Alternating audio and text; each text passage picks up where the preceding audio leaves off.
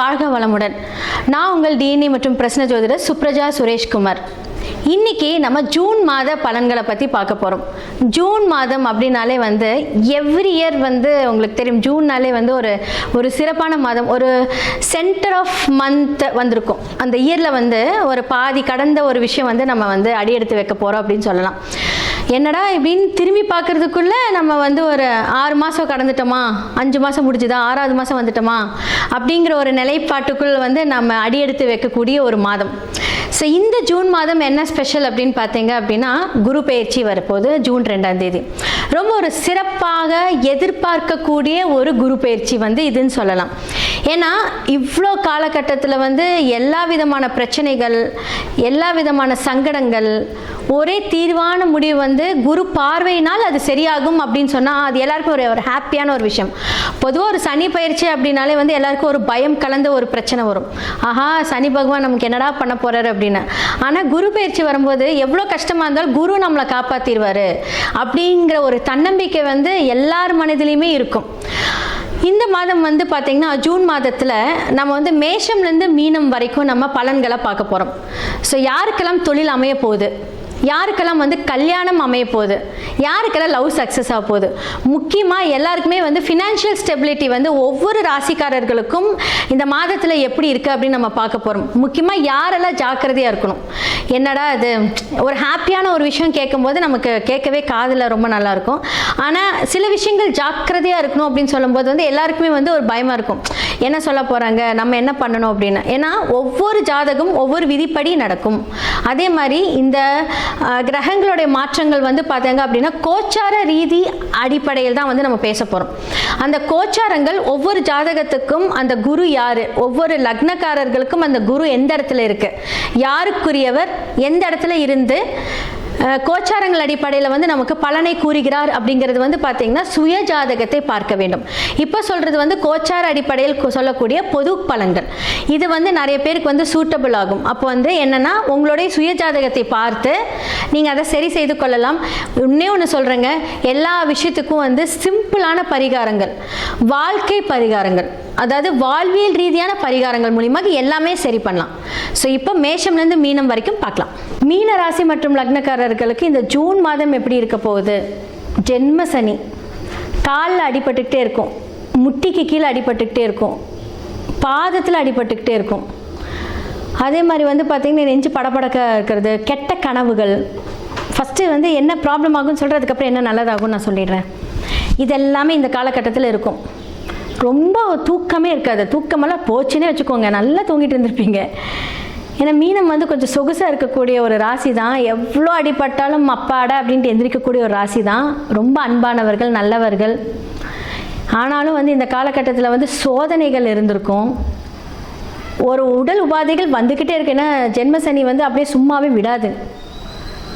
அப்போது வந்து என்னென்னா லக்னாதிபதி 5க்கு போகிறார். சூப்பர். பூர்வீக சம்மந்தப்பட்ட சொத்துக்கள் கிடைக்கும். ஹெல்த்து தான் பாதிக்கும், மற்றபடி வந்து பார்த்திங்கன்னா சூப்பரான ஒரு ஜாக்பாட்டு தான் இந்த மாதத்துலேருந்து உங்களுக்கு எல்லாமே செம்மையாக ஸ்டார்ட் ஆக போகுது. உங்கள் பூர்வீகத்தில் வந்து ஒரு கன்ஸ்ட்ரக்ஷனோ இல்லை ரெனோவேஷனோ எல்லாம் கண்டிப்பாக பண்ணியிருப்பீங்க. இல்லை பூர்வீக சொத்துக்களில் பாகங்கள் பிரித்து உங்களுக்கு பண வரவு ஏதாவது ஒரு வகையில் உங்களுக்கு குரு நல்லது செய்வார். தொழில் வந்து மேம்பட போகுது. கஷ்டங்கள் ஹார்ட் ஒர்க் பண்ணி அந்த தொழிலை வந்து நீங்கள் பெருசு பண்ண போகிறீங்க. சூப்பராக இருக்க போகுது மீனத்துக்கெல்லாம். பெரிய குருமார்களோட ஆசீர்வாதங்கள் உங்களுக்கு, பெரியவங்களோட ஆசீர்வாதங்கள் உங்களுக்கு கிடைக்க போகுது. நிறைய கோவில் பயணங்கள் சூப்பராக வந்து பார்த்தீங்க அப்படின்னா தந்தை மூலியமாக உங்களுக்கு, இப்போ தந்தை சொத்து பையனுக்குங்கிற மாதிரி உங்களுக்கு தந்தை மூலியமாக சொத்துக்கள், அது மூலியமாக பண வரவுகள், அது மூலியமாக வருமானங்கள் வரப்போகுது.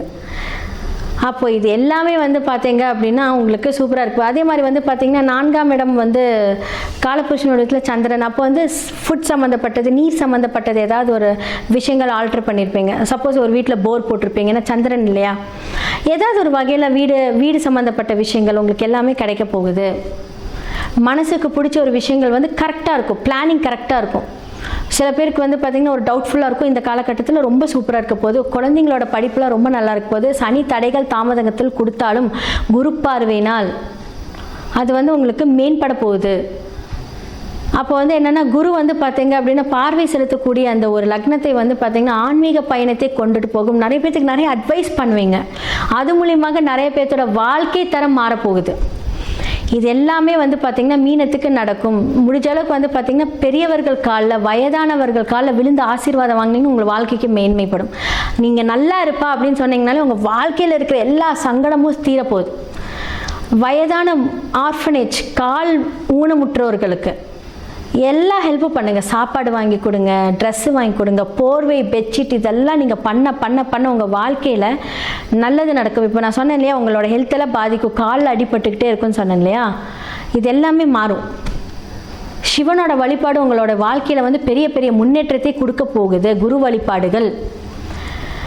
நிறைய சித்தர் கோவிலுக்கு ட்ராவல் பண்ணுங்கள். இந்த காலகட்டத்தில் வந்து ஆன்மீக பயணம் சொல்லும்போது நிறைய சித்தர் கோவிலுக்கு ட்ராவல் பண்ணுங்கள். வாழ்க்கை தரம் மாறப்போகுது. அப்போ லட்டு இருக்குது இல்லைங்களா, லட்டு தானம் பண்ணுங்கள். ஏன்னா குரு பகவான் என்றால் லட்டு. ஸோ லட்டு தானம் பண்ண உங்களுடைய இது நல்லாயிருக்கும்.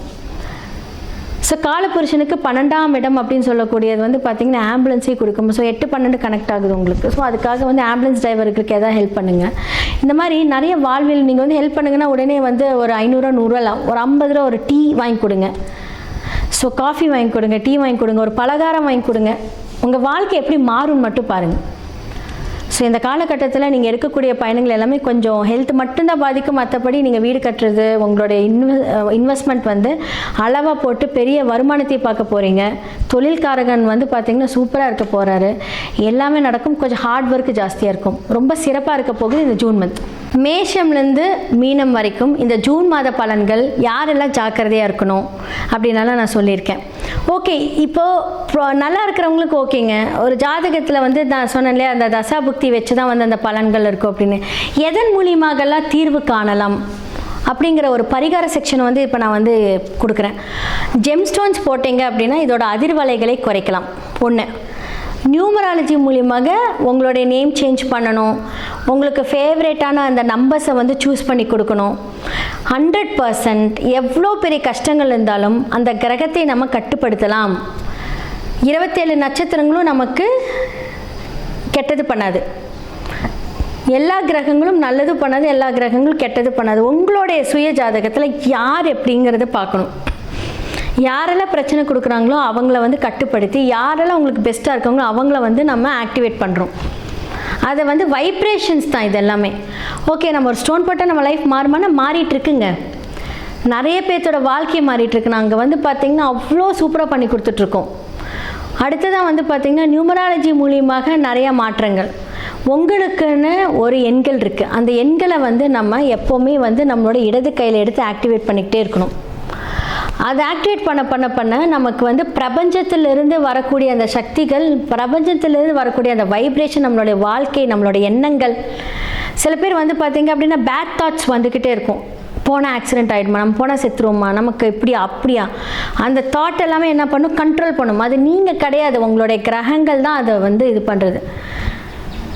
யாராவது ஒருவர் வந்து தவறு செய்கிறாங்க அப்படின்னா அது அவங்க பண்ணல, அது வந்து அந்த இயக்கத்தின் கிரகத்தோட இயக்கம் தான். நான் தான் சொன்னேன் இல்லையா, சில கிரகங்கள் வேதகனாகவும் செயல்படும். அதை வந்து நம்ம வந்து பார்த்து அந்த வேதகனை டீஆக்டிவேட் பண்ணி நமக்கு யாரெல்லாம் ஃப்ரெண்ட்ஷிப்பாக இருக்கக்கூடிய கிரகங்களை ஆக்டிவேட் பண்ணணும்.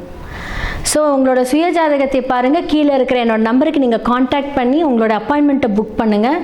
ஸோ ஜெம்ஸ்டோன்ஸ் மூலிமா தீர்வு, வாஸ்து மூலியமாக தீர்வு, நியூமராலஜி மூலியமாக தீர்வு, வாழ்வியல் பரிகாரங்கள் மூலியமாக தீர்வு, எல்லாத்துக்குமே ஆப்ஷன்ஸ் இருக்குது.